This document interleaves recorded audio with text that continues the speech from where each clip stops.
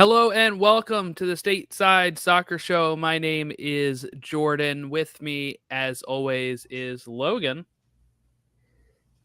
Hello, And that's this me. is our That's me. 201st episode. We hit last week. I think we noticed this after, it was like the day after we recorded or something, hmm was the 3-year anniversary of me launching the podcast during like of 2020. Right before the Union got the supporter shield, all that kind of stuff. And we, you jumped on full time at the beginning of the following season, 2021. And yeah, I can't believe it's already been 3 years, 201 episodes. Pretty insane.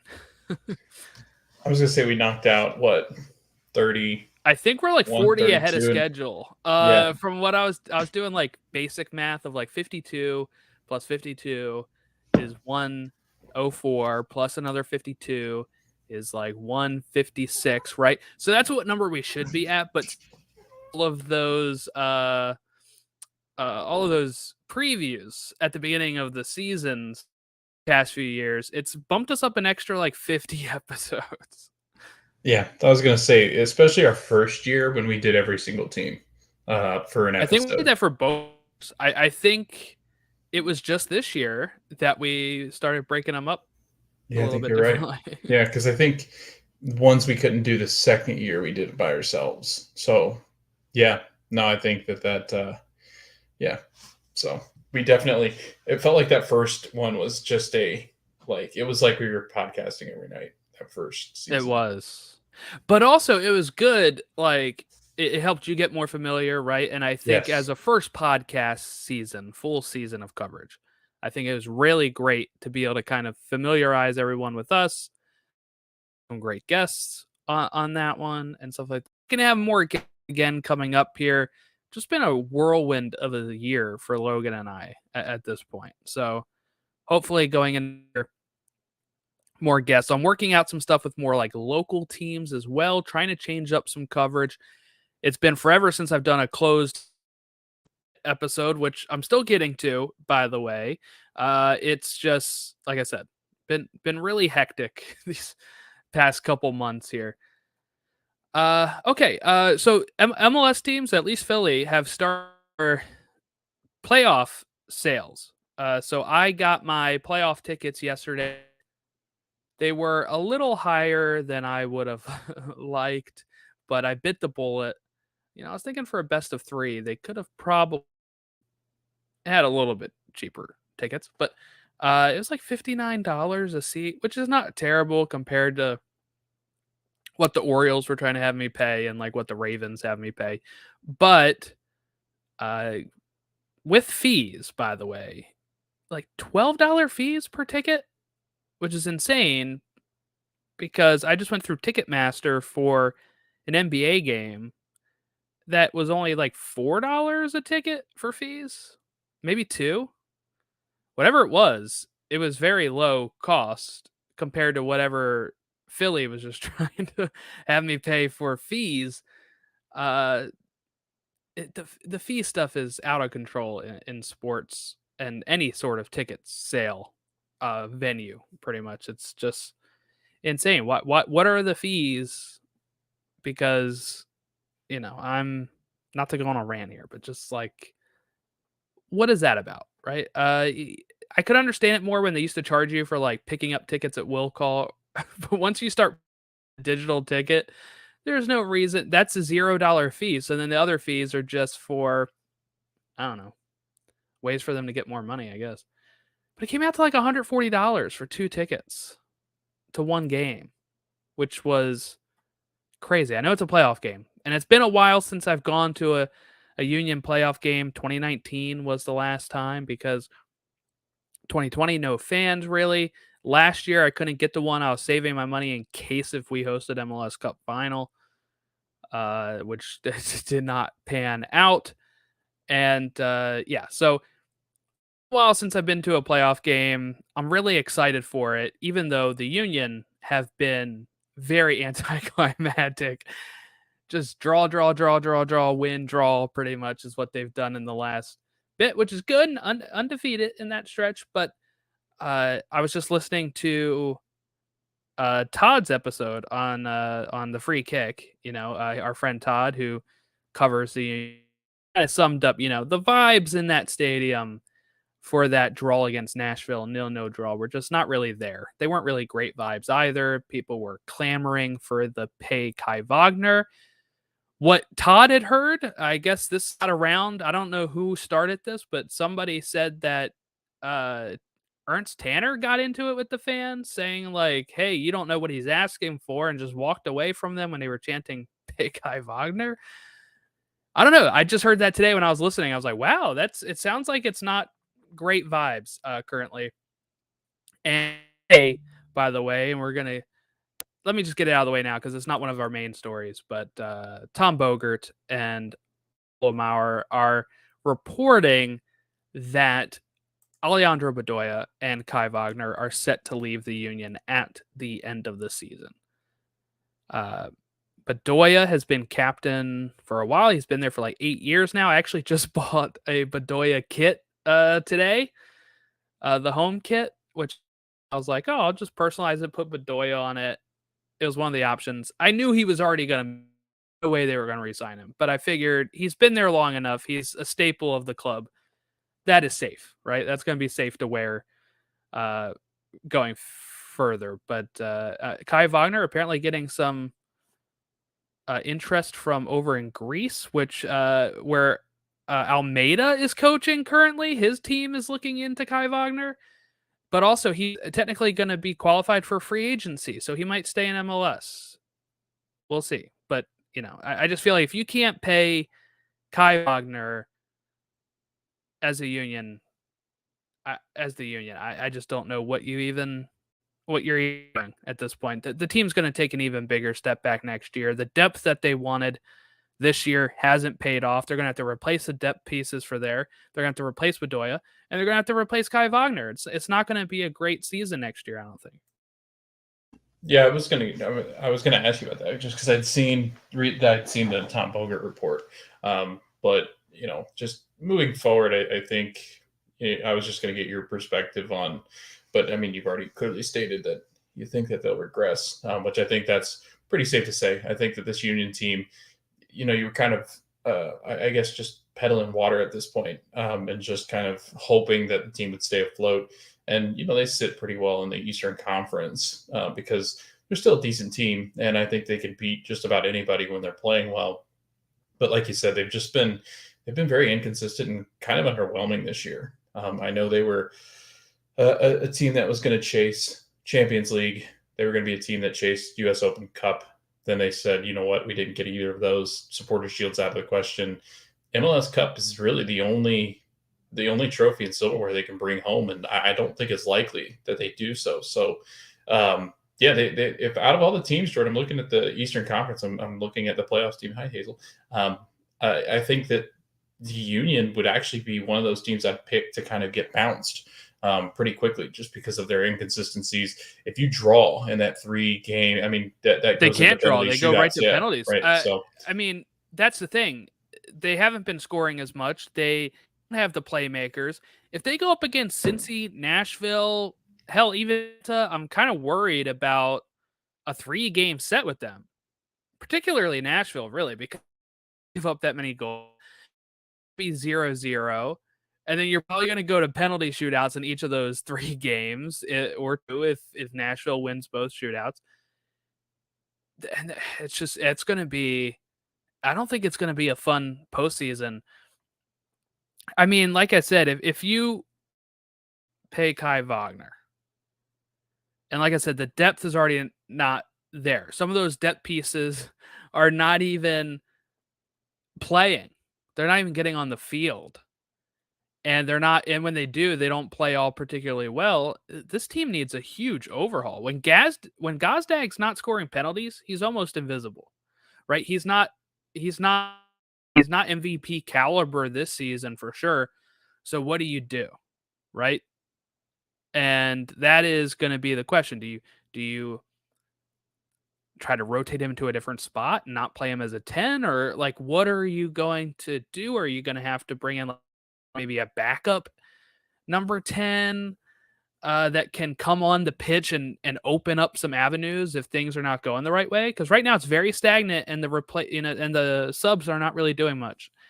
And it is frustrating because you see some of these other clubs going out there and spending the money. Uh, look, even if Kai is asking for the world, right? If he actually sticks around at MLS, then that means that somebody could have paid him that, which means why couldn't have we?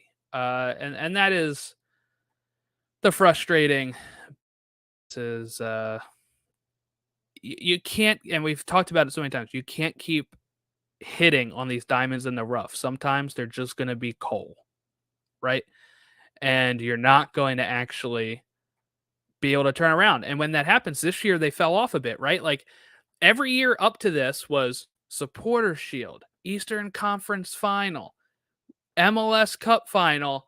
And then this year we're like, okay, then you're going to have to continue that jump and win MLS Cup. They don't look like they can. And if they don't, this is the first year of regression in quite a bit. And what that means then is where we go from here, right? We're already using key pieces like Bedoya and who maybe is on his last legs, but also just a good locker room presence. And then you're gonna have to replace all of that. We might even lose at some point, right? Jack McGlynn is highly regarded. He might go at some point. We'll see. It's just at this point, it's not looking like a bright future going forward, unfortunately. So I was like, yeah, let's go to a playoff game while we still make the playoffs. Of course, it'll take a while for them to fall out of playoffs because of how many spots they give anyway. So I'm sure they'll be fine next year, but I just don't think they'll be the class of the East the way that they used to be. All right, there's our little Jordan's rant, Philadelphia Union segment. Let's go to the big news, which was some manager stuff going on this past week. Adrian Heath gets let go by Minnesota United. Logan, he was the only Minnesota United coach in Major League Soccer history, and his contract was up last year, and we were all very shocked that they even renewed him for, what was it, another 4 years, 2 to 4 years? He gets let go this season with 2 games left, which I know some people are like, why even do that? I think it was really just like they were done. They were done with it. And the way that this team played right afterwards, where they scored 5 goals, it's like, oh, maybe that was the right call to keep in the playoff hunt, which they're still technically in right now. But yeah, they win 5-2. We've been calling for Adrian Heath to be out for quite some time. They started off hot this year, right? They were like really good for a bit. Then they've plummeted. And I think they've been in the playoffs like 4 straight years or something, but they're also one of those clubs that have regressed, right? They used to be like, was it 2020, 2021? I think it was 2020 that they got to just so close to an MLS Cup final, and then Seattle turns it around and beat to get to that final against Columbus, which they lost. But since then, they haven't even gotten close. They haven't even gotten close to that. And they've just been so disappointing. It seemed obvious that Heath has run his course, and now he is out. Yeah, as somebody that had to watch Adrian Heath coach before, it does. There becomes an expiration on every job that he's ever had. I think that a lot of it, Jordan, is that he just loses control of what's going on in the whole situation. Like He also gets confrontational with the fans. He does, too. yes, and he's always been that way. Like he's always been into the headlines. He's one of the ones when they joked about them laminating results and stuff like Austin. He was also one that went after Andrew Wiebe, who does extra time. And the fact that you shouldn't have a head coach. I like the head coaches that step in and go, I'm sorry, I don't listen to podcasts. I don't, I'm not in the media. I'm not trying to listen to what other people have to say. I know the situation here. And sometimes you can tell that they're lying, that they clearly do have that. But yeah, I think it starts the coaching carousel. I really wish MLS would break the coaching carousel because I just hate how it works in England. And in Europe, it just seems like coaches end up on the coaching the same teams that they've managed before in a different stint. But again, I think you'll start this rotation of, Adrian Heath goes somewhere else in the U.S., coaches for MLS teams. They might look at, as far as Minnesota, there might be some different names. Now, I know there were some other interesting names that have been thrown around that I've seen as of today. But yeah, a lot of interesting coaching moves. Jordan, I was looking, and when we were talking about the union, I was kind of looking at teams, right? And you're looking at the standings currently as they sit. There's a lot of teams in that. What are we? Like, where do we go moving forward? Because, I'm looking at teams that have been really successful in the past. So you talk about New England, right? New England's got a decent core, a really good core, Carles Heel. But, like, where do they go from here? Bruce Arena's gone. What happens to them? You've got Minnesota. They seem to have imploded, and they seem to be going in a different direction. Emmanuel Reynoso, he was, very iffy to start the season. He shows up halfway through the season. They don't really feel like that he's going to be that crucial part moving forward. So I don't think that's where you go. Obviously, there's a lot of teams, Red Bull, NYCFC, same kind of thing. Toronto.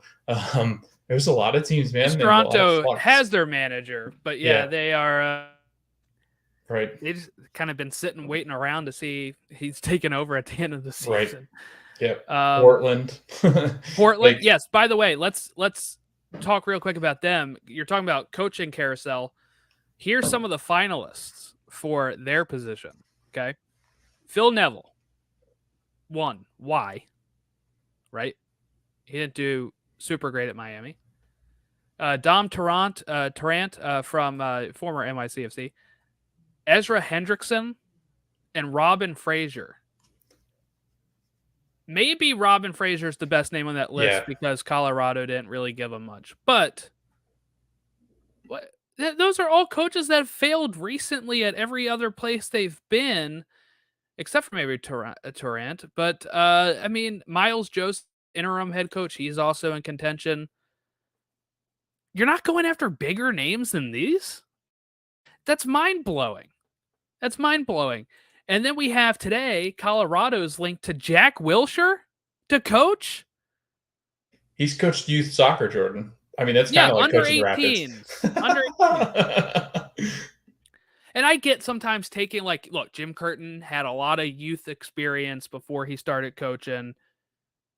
It's fine. But you mean to tell me this is who you sought out? It said they had to ask Arsenal for an interview. So that they, for some reason, were like, Jack Wilshere. You're not going after bigger names. Look at who Miami just brought in. Tata, right? That's a big name. He's got success.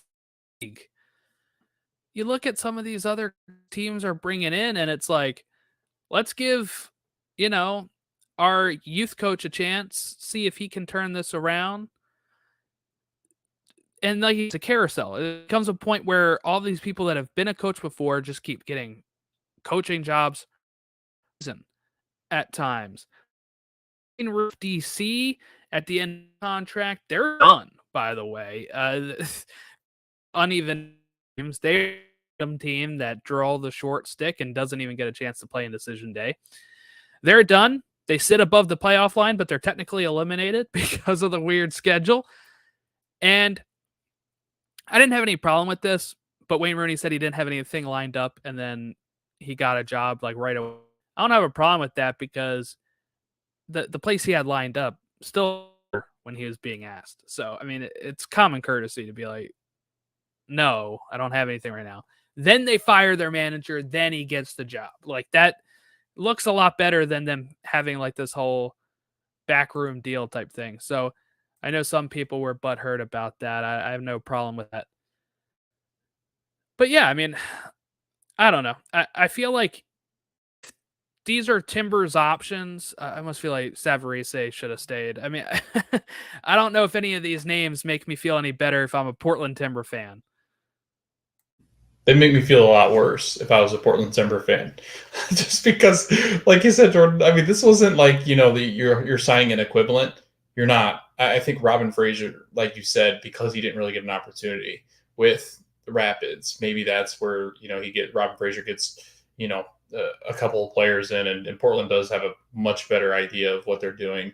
I think at the front office too. Well, I say that on the field they have a much better idea of what they want to put on the field. Behind closed doors, that's where it gets a little dicey. But yeah, again, it is. There's a lot of teams, man, and this looks good for like an Orlando, which I'm still shocked. And that's another thing we can talk about too. Orlando still haven't extended Oscar, which you and I have texted back and forth about, like why. If he's got a contention for one of these jobs, right?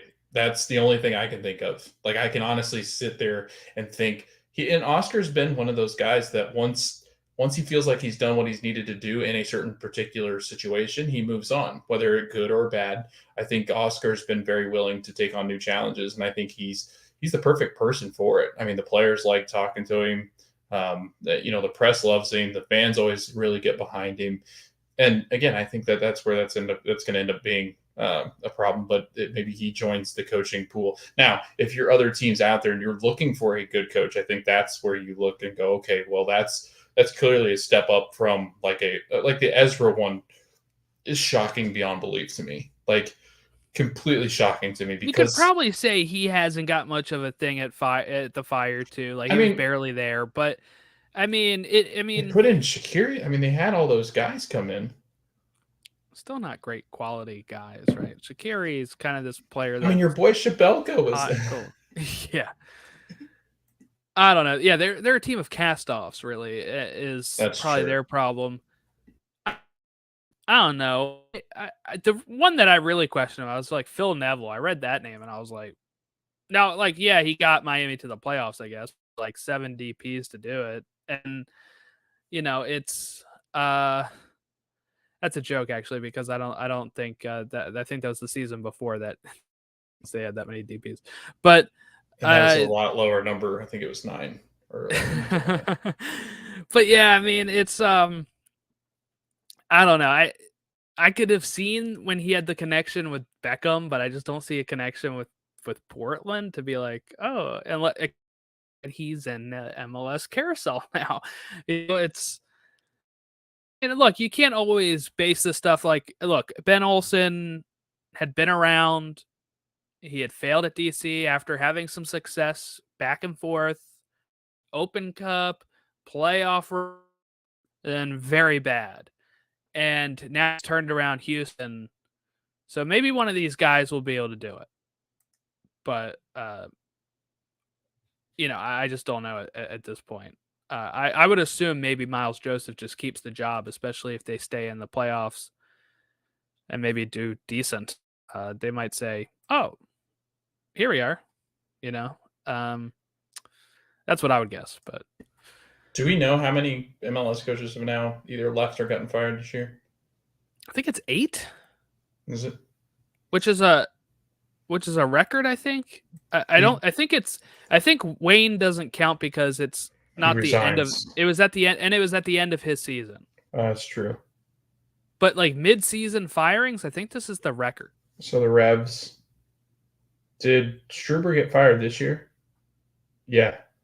He did, didn't he? Yeah. Chicago, Ezra, yes.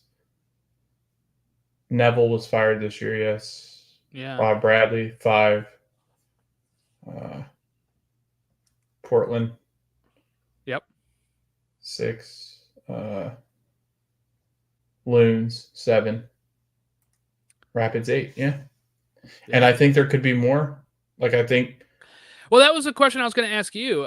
Look, they said Josh Wolf is coming back. Right? Yeah. But which manager hasn't been fired, but should be on the hot seat by the end of decision day? Greg Vanney. That's a good. They're eliminated, by the way. Greg Vanney and Peter Vermees. Austin and Galaxy both got eliminated this past weekend. What was the other one you said? Peter Vermees. Yep. He's probably. I mean, I think you and I talked a lot about him this year. Yeah, yeah. I think it'll all come down to if they. Well, I don't. They already jumped above Minnesota. Like they can still make the playoffs. That's mind blowing to me. But I feel like they won't throw that away then, because I think they'll be like, oh, we started off slow, but we almost made it, is kind of the way I think they'll look at it, even though you should probably look at it differently than that. But yeah, I mean, who else would even, like, you don't want to, I mean, most of the other ones I feel like are in pretty good shape right now, right? Or they already fired their manager. Yeah, I was gonna say because I mean, I'm looking at. I mean, I could see Gonzalo Pineda being in some trouble eventually, but not like imminent. I think they still Yeah, I have a mean, couple they're pieces sixth they would place, add. right? Maybe if they get totally blown out in the playoffs. Yeah, like I did feel like he would be one that would be easy to. I know Atlanta fans are over him. Yeah, but they're over everybody. Hell, they're over their baseball team. They haven't even got knocked out yet. They're the best team that's ever existed. So, Yeah, they um, play tonight too. yeah, Today they'll lose. yeah, yeah. I think they'll. But yeah, I mean, there really are. There's so many positions that could be opened up, and the only reason why Greg Vanney and Peter Vermees weren't fired yet is because of their tenure that they've had elsewhere. Isn't that wild? Like their resume elsewhere, I feel like has built, or I guess that Yeah, has yeah. to see with Peter, like their resumes and what's their like what's happened before their Yeah, reputation their has track been record. I mean, right. look, if Vanny gets fired, if I'm one of these teams needing a manager, I'm probably giving him a call. But they have to back it up this time. Like LA Mm. took forever to back up anything and get him probably the players he needs to make that team turn around. But if I'm a team like that thinks I'm on the edge of it, right? Like if I feel like, oh, if I'm an owner or a GM and I'm like, if we can just put a little bit more money in, I can turn this thing around. If I'm a New York Red Bull, NYCFC, and Greg Vanney gets fired, I'm probably giving him a call because I think he could maybe turn those squads around. But again, it comes down to ownership bringing in the players for him, which he didn't get in LA so far. I think they'll hold on to him just because of the new, the new structure they have now. I think they may. I don't know. If I'm the new guy, right, like the GM that took over, Chris Klein out, all that kind of stuff. I take over. I come from LAFC. I give Vanny. I talk to Vanny and I feel good about it. Then I'm gonna say, you have a year, right? You've had all these other years. So I'm gonna bring in the players that we've talked about. You have a year to make the playoffs. If you don't make the playoffs in 2024, I'm sorry, you're out. And he'll have other opportunities if that's the case. He'll, like I said, another team will take up the Greg Vanney situation. Somebody's going to end up with Gio Savarese, which I think Yeah, is ultimately the biggest fish out there right now. Like if I'm sitting down and I've got a team right now and I'm looking at all the fired coaches, I think he's number one. I do unfortunately think the Revs are circling the Tab Ramos wagon. I don't know what that's all about, why that was even a thing that became a thing, but it does seem weird that he steps into an assistant role. And it feels very much like what they're doing in Toronto, where they're kind of giving, I forget the guy's actual name, but where they're giving the head coach for Toronto, because he hasn't really been on the side of the touchline. He's been kind of yeah. out He and hasn't removed. started yet. Yeah, Right. So I think that's kind of what maybe Tab Ramos and man, that'd be if you're the rough. Todd Revs, you'd Ramos be like, hasn't done goodness. Oh anything in yeah. MLS to Right. get a job. I'm sorry. What about Schmetzer? Like, is there anything there where maybe they feel like he's underperformed with the talented roster that he's had, or is there? I just feel like they're If so, kind of that'd be ridiculous. I'm sorry. yeah. He's won 2 MLS Cups. He's gotten a Champions League. I mean, sometimes you're going to have the down year, especially when you have injuries and the player. Like, look, it sounds like Nico Ladera's leaving, so they'll have to replace him. If I'm Schmetzer, he's from Seattle as well. I doubt he's ever leaving there, unless if it's for something like U.S. Men's National Team or a European gig. Like, I can't see him being like, let's leave there and go to like Charlotte. Like, he's been working with the team. He works with ownership. Unless if they fire him. And I just can't see you firing Schmetzer at this point. I mean, even on what they consider a down year, where I have heard Seattle fans calling for his head, by the way. They're in third place in the West, 6 points off of St. Louis. St. Louis, who's had a tremendous year, they're only 6 points off of that. And I mean, I could not justify moving on from that at all. So I think it would take probably 2 or 3 really bad years to probably get Schmetzer out. But Seattle has high expectations. But I'm just saying, like, if you get yourself in the top 4, I can't see ever losing your job. If you get to your team in the top 4 almost every single year, I can't justify firing the guy, because that's giving you home playoff games every single year that gives you the best chance to win trophies. And he's won trophies. So, I mean, he would be the first one I'd call. If somebody got rid of Brian Schmetzer, I'd be, even if I am the union and happy with Jim Curtin, I'm sorry, I'm calling Brian Schmetzer, right? Like, I would have to do my due diligence as a GM to try to see what it takes to get Schmetzer to wherever I am if he got let go. And I just can't see it. I mean,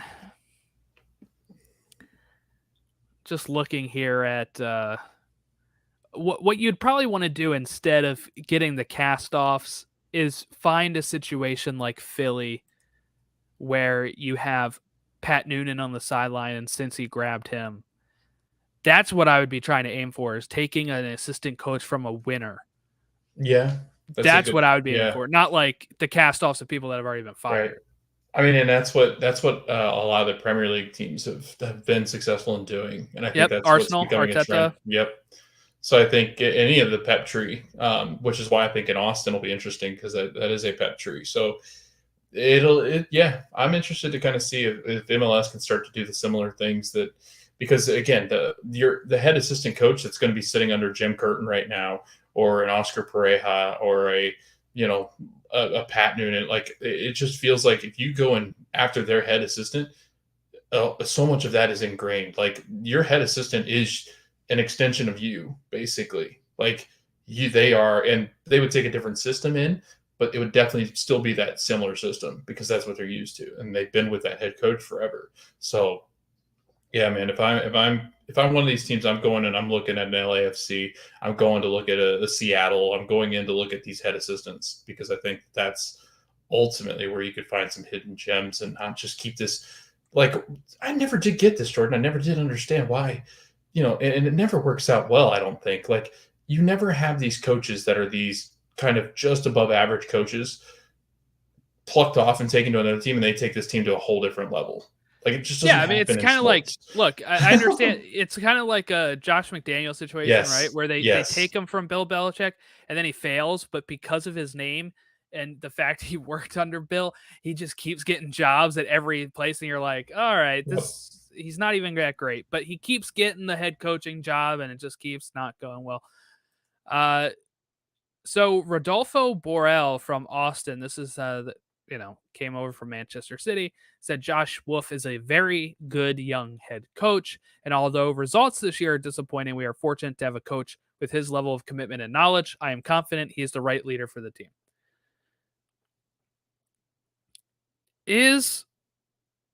Does that solidify Wolf as coach for a next couple years? Or is it like, dude, you got to get this sorted next year?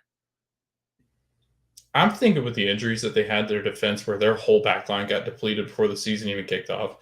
And the way that the city managers and city GM and city front office have always spoken about things like this, like, they're very willing. When they see talent, they're not willing to kind of let go of that. I personally think there's not much better than Josh Wolf right now. Like, Gio would be the only one that, if he was interested in Austin FC, then that's where you make that call, right? That's where you make that, hey, just want to see what it would take to bring Gio in. If that's the thing, then you're moving up, you're advancing, I think, into a better coaching style. Yeah, as much as Austin FC fans don't want to hear it, I think Josh is there to stay for a while. Like I do. I think he is a good young coach. This year, man, like it happens. Like we see this all the time in MLS. Like if Jim Curtin was fired at the first sign of adversity, he never would have been the Union coach very long. So yeah, he was the. I mean, he was at the bottom for a while, and right, Oscar too. even I was like, "Hey, Yeah. we can get Jim out of here. It's not working." But then when he was given more to work with, all of a sudden, right? He's a better coach too. He also got more used to the position and all that kind of stuff. So, yeah, The coaching thing I always think about is if you can sit there, and I can do this. I'm pretty good at. you can coach. Yeah, no, God, no. Have you seen my FIFA career? No, I would say the one thing I'm good at that, and I think this show helps, is I can sit down and I've always been an unbiased sports fan. I'm not somebody that'll just drink the Kool-Aid because it needs to be, but I'm also truthful. If you're an Austin FC fan and Josh Wolf decides, you know what, I'm going to go coach Dallas. Do you really want that heat? Like, do you want to see what he does with Dallas? Because personally, I wouldn't want to see that. I would not want to see what he does with Dallas because of the year they had last year. This year, they were so depleted by injuries. They didn't have the same consistency from Derussy. They didn't have any of the guys up front scoring goals. Like, there were so many issues in Austin this year. You can't do this to him. And he was so good last year with them. Like, I really did. I thought they were heavy favorites to go on and win an MLS Cup. But, LAFC got the better of them. But again, I just, yeah, there you go. I'm very high on Josh Wolf. If I'm a coach, Wolf says baby. Logan. Wolf, take Wolf. Like if they're willing to, man, I really do. I think that he does have a good brain for the game. And so, yeah, that I'll get off my. I love Josh, but I do think that, and he had to deal with Claudio Reyna this year as well. Like you forget that, so you factor that in. What a mess. I think that's something you got to chalk into is that before the season started, Claudio got fired because of whatever the hell that was, right? So who their owner is. I mean, yeah, I've never been an Anthony Precourt fan, but neither are the no, Crew I've fans. never have been. Oh boy. Well, yeah. So that's something that is in my mind right now is as we get closer to the end of the season, just all these positions and the merry-go-round of the coaches. Toronto have clinched wooden spoon. This is their third wooden spoon in history. They also got 2007, which was their inaugural season, and 2012. It is their fourth time finishing at the bottom of the 2007, 2008, 2023.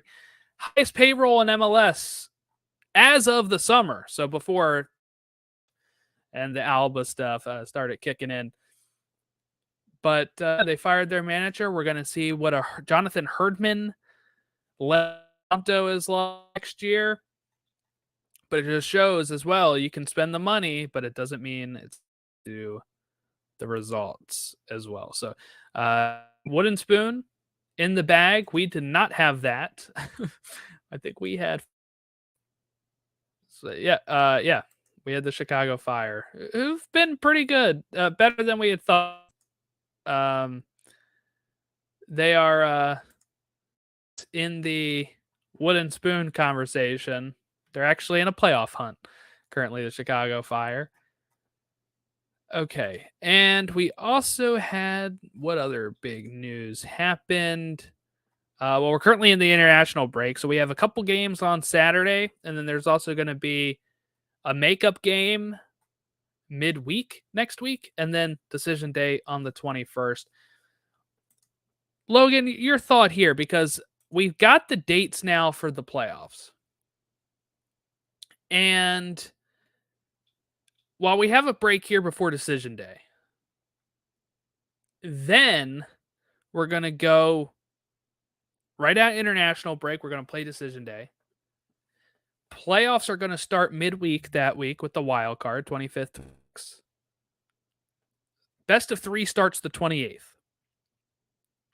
And runs until November 12th.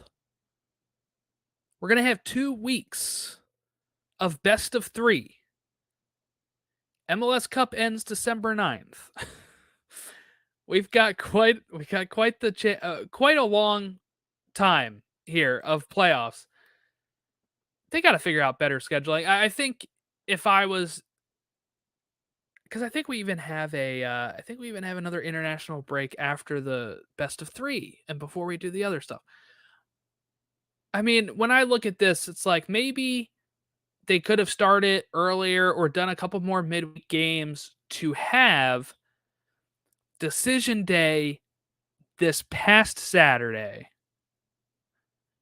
And then the international break before the playoffs. Everybody gets rested up, blah, blah, blah. And then we start the best of 3 21st instead, is probably the way I would have gone about that. And hopefully they keep that kind of thing in mind, because to me, this just breaks up any momentum that they have going into it. Yeah, this is probably one of the worst ones because we don't have this in other sports. This is the worst there's one. no international There's breaks no that they have to international worry breaks. about. There's no elongated breaks, unless the only thing that does suck is when a team, like in a game 7, like a best of 7, one team sweeps and goes 4, and you have to wait. Like that does. But there's nothing you can really do about that one. And I'm sure we could talk all about the first round of buys that everybody has now for these first teams. So like, I think this is tough. I get that MLS wants more games. I don't know, Jordan, if the first round is where I would put the best of 3 series. I think if I'm MLS, where I would put the best of 3 series is the conference finals. I would put, if you're going to do something like that, I think it would have been better, especially when you know the international break's coming. I think it'd have been more interesting, because then I really do feel like the MLS final, the MLS Cup, is the best 2 teams that came out of the conference finals. Like, I don't know. I feel like if you're going to place it there. I think that's why they're doing it up front. Yeah. What they were really trying to avoid is having the one baseball seeds thing? get bounced. Yeah. Get the 1 seeds bounced by wild card teams. So the way to fix that is giving them they can lose a game, right? Yeah. In the best of 3. They can lose a game. That's true.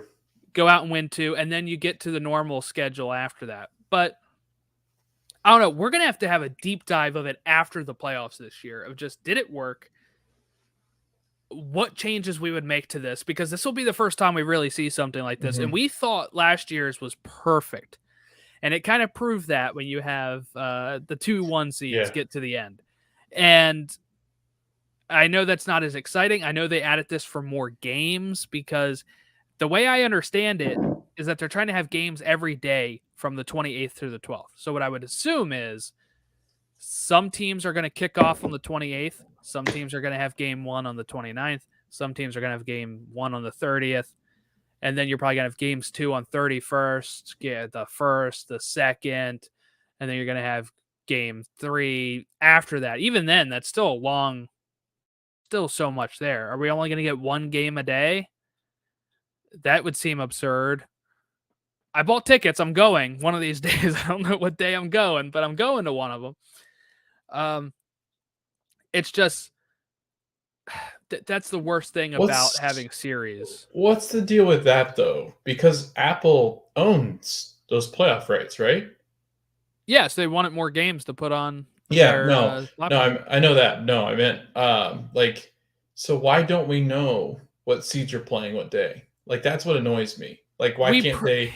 Yeah, they probably could do something like that. I think what they're going to do is, I don't know if they're going to do it by seeds. I think they might do like the weekend matches being the big matchups they want. Guess so.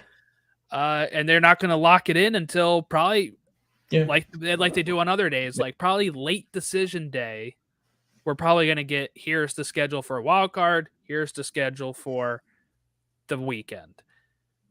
The issue is we're buying tickets not knowing what game it is. At least when I was looking at tickets for the Orioles and stuff, I was able to say, oh, AL starts on the 8th or whatever. I knew 7th. Sorry. I knew on the 7th of October what I was going to be like. One of those, like if I was looking at tickets, it's going to be the Saturday. I just have to buy tickets for that day then. or make plans on that day. And I had that day circled. I don't know when the hell they're going to play the Union. Sometime between the 28th and 12th. Play game 1. And I assume it's going to be at the front of that. So that way in the middle of Yeah, that you can't game. play like the 10th, 11th, 12th of November. Yeah, Joy was asking me. She's like, what if it's the 6th? Because I'm going to the Wizards game that day. And I was like, they're not going to fit in all 3 for the Union from the 6th, the 9th, and the 12th or whatever. They're just not going to do that. So we know it's going to be sometime after the 28th or on the 20th. I just like how MLB does it. And I think that's where I get spoiled was, like 2 weeks in advance. Like if your team finishes in this spot, they're going to play on this day. You don't really know a time because the TV channels have to figure that out. But like I do like the advance, and I think that that MLS should lean towards what the baseball does, where you have Eastern Conference on one day, Western Conference on the other, and then sometimes they overlap. So yeah, like 4 games a day. I love when they have the 4 games. I like a day. I do too. The wild card series game 1s are always a lot of fun because it's usually like it's like noon, and then it's like 3, 6, and 9. It's like oh, this is beautiful baseball day. So it's kind of opening day, but. Yeah, but I'm interested. I'm interested to see if anything really changes in this format. I'm also interested, Jordan, to see, and maybe there's a way to kind of keep up with this. I'm sure there probably is, but like just the amount of injuries and the amount of how much they look exhausted because you're adding at least 3 more games probably to the schedule that most of these teams would play. So I think it'll be interesting. You are also cutting out extra time. That's true. That's true. Yeah. For at least the best of 3. I forget what it is for the other rounds, but definitely for best of 3. This could cause some really fun games in this first round. Like because there has to be a winner. That was the only way to do best of 3 is you cannot have draws. You just have everybody playing for pretty much. So I think they did set it up right, and we'll see how it rolls out. I'm really looking forward to see how it works, and if it works. Okay, so before we head out, we got just a couple more things here to kind of talk about. There was a release of the off-season roster building events. That sounds very specific. Wednesday, November 22nd is the club deadline to submit bona fide offers, except for conference semifinals participants. They get a little bit longer. Friday, December 1st is the club deadline to exercise options. So if they have a player option, they have to execute it by December 1st, except if you're a conference final participant. Wednesday, December 6th through Saturday, December 9th is MLS Showcase. This is the 4th edition of it. It's going to take place in Phoenix, Arizona. It's a closed-door event where technical staffs get an opportunity to scout top college prospects. Just think combine, right? It's pretty much what that. Monday, December 11th is the trade window opening at 9 a.m. We get that fun trade window that's just on that day, pretty much, where we get those random trade windows. All roster decisions will be publicized by the individual clubs. Tuesday, December 12th is the end of year waivers at 5 p.m. time. And then, so if they go on the waivers, then they end up getting entrance into the re-entry draft, all that kind of stuff. December 13th is free agency opening at 1 p.m. Eastern time.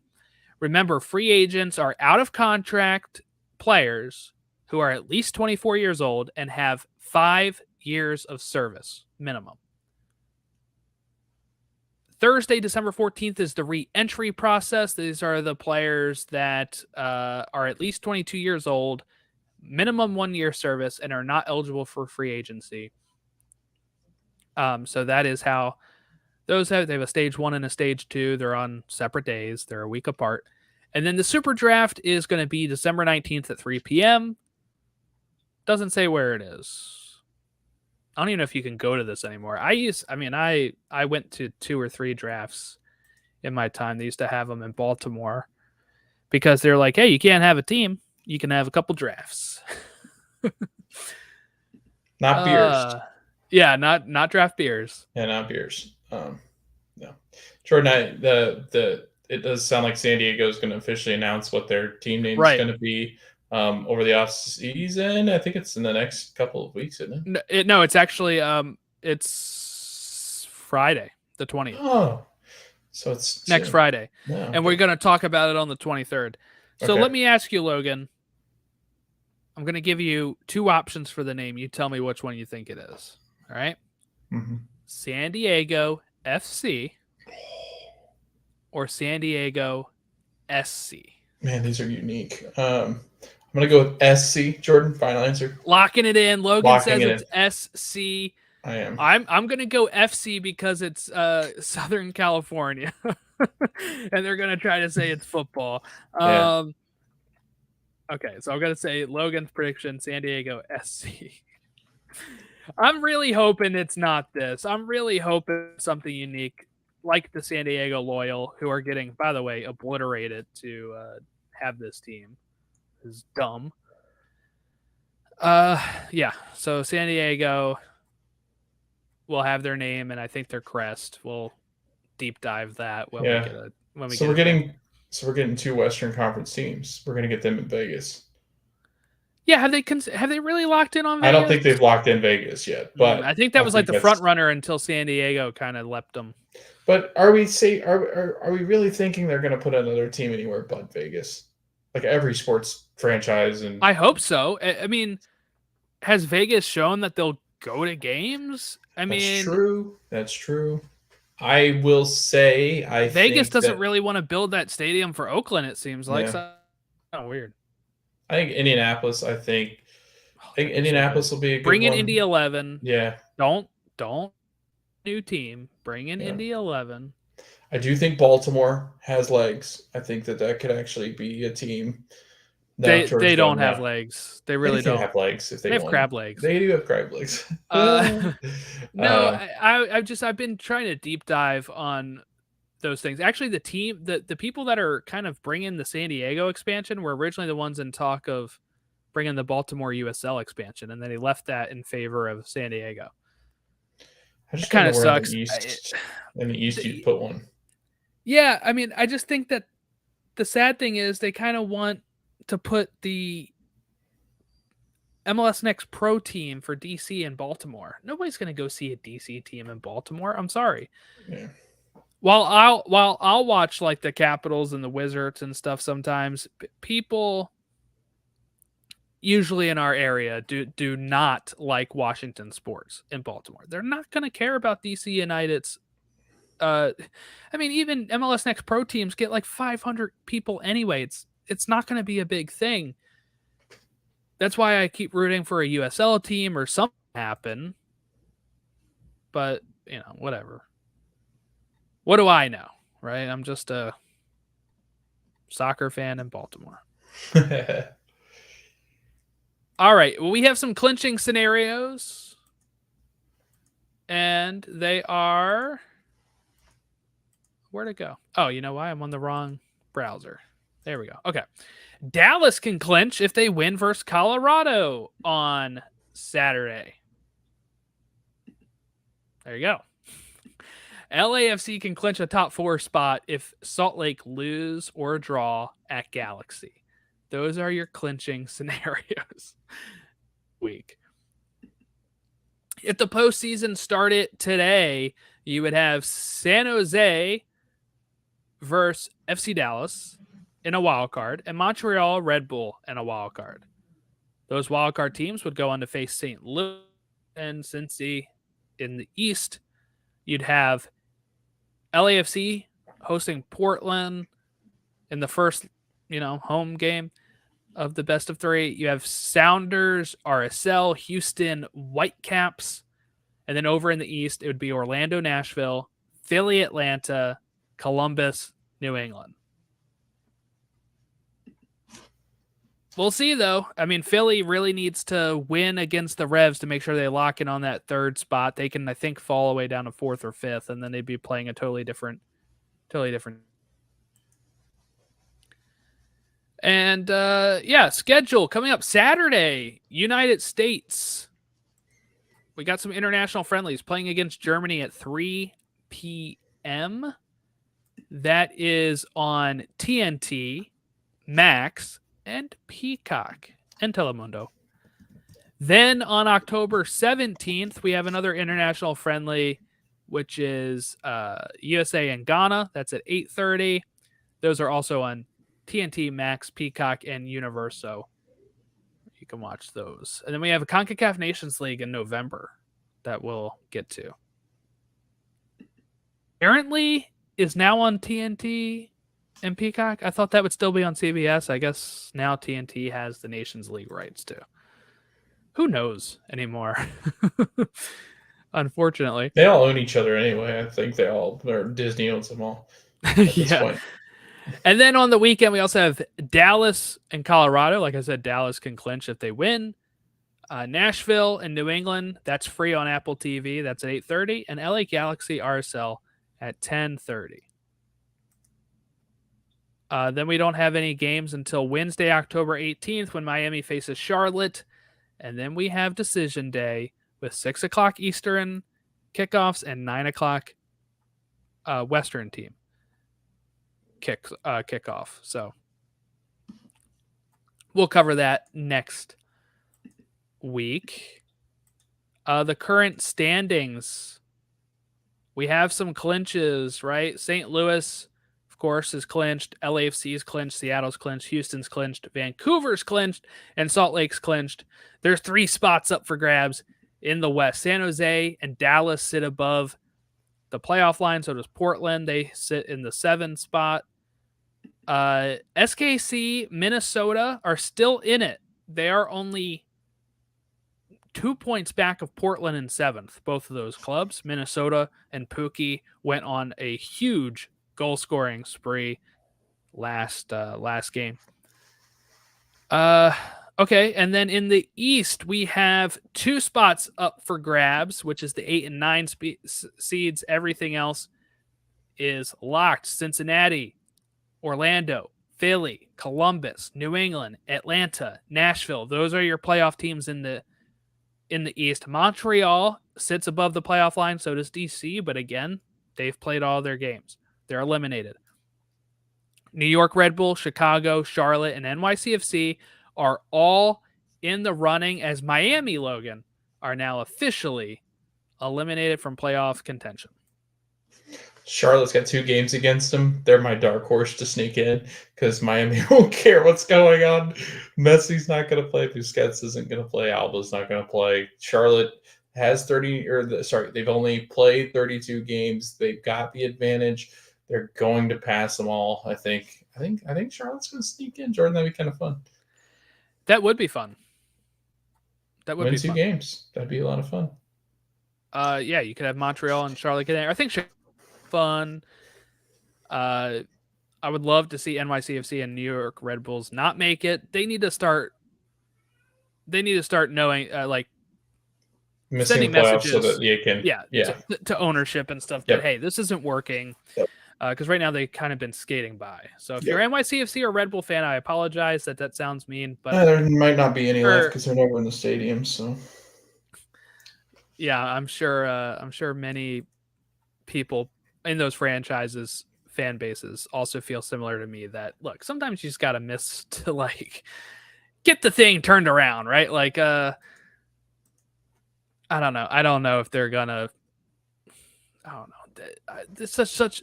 Look, Red Bulls were such a big team when I was watching back in the day. Bradley Wright Phillips, Darion Ray, Tim Cahill, and they were playing in huge playoff games. They were threatening.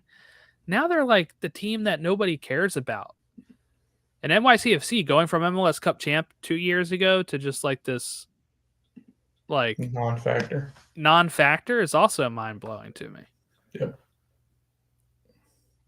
Okay, well, I guess that about wraps up the podcast today. I want to shout out some things real quick. There's a really cool app. This is not an ad, by the way. I'm just a huge fanboy, called Memento. Look it up. Memento Sports Scrapbook. Apparently, there's a lot of Memento apps. But they used to be this app about auctioning soccer jerseys, game-worn soccer jerseys. They pivoted to now being a digital scrapbook. they give you like a fake ticket stub, digital ticket stub. You can customize it with your photos of any games you've been to. You can follow me and Logan are over there on it, so you can find us on there and see our journeys as we all of these things. They have soccer, they have baseball, basketball, football. They're adding college basketball. They have college football. They're adding hockey. They have hockey. They're adding golf and like Formula One and tennis. But they only have back to 2012 right now for MLS. And I have a lot of games from before then. So once they start rolling in some of those older games, I have a lot more to add. But it's been a lot of fun. I've been having a blast with it the past week, like really diving in and trying to find all of these old memories and add my digital tickets. So just check us out over there. I check the app every day still, even though I don't have anything to add. Sometimes I'm just like staring at my mementos. It is brilliant, though. I mean, like every time I was sitting there thinking about it, though, Jordan, I think back to memories that I have with my dad, with my wife, with my brother. Like I've been to games with my brother, and those memories that I can vividly remember. Walking into Wrigley Field for the first time I went to an Orlando City game, the first time that I saw a Pacers game live or a playoff game for the NBA. Like it brings back so many good memories, and I think that's what sports does ultimately. I love the app, and I'm not just saying that because it really is one of those cool apps that I wish was around when I started this journey, so I could have kept up better, because I know I went to games that I'm forgetting. But man, it's a lot of fun. I really enjoy it. Yeah, I've been looking for something like this because I have the baseball one, because Ballpark lets you add all that stuff too. Right. But I was like, man, I wish there was one for every sport. And then I find this thing randomly, and I'm like, oh, this is what I've been looking for. It tells you how many goals I've seen, how many home runs I've seen. And then they're going to be adding stats and stuff so you can actually view. It's going to be so cool. Yeah, I'm a huge fan of this. So if you've been to lots of sporting events and you haven't heard of this app, check it out, because it's a lot of fun. And more people get on it, maybe the more they start adding some more stuff as well. And then what was the other thing I wanted to say before we left? You were looking for a guest, right? You're looking for a guest for Charm City? Is that what you're looking for? Yeah. So, I mean, if you're also a Baltimore fan or want to talk Baltimore soccer and the history of it, or if you think it can sustain a team, reach out to me on the stateside Twitter or email. It's fine, because I'm looking to do more episodes of the Charm City Soccer Cast, which is focused on Baltimore soccer and trying to get a team to Baltimore, or just even talking Baltimore teams that we do have, like Christos and Baltimore Blast, and if you're an indoor fan. I've also been doing a lot of fun trivia stuff over on Twitter. Today I put up a trivia question.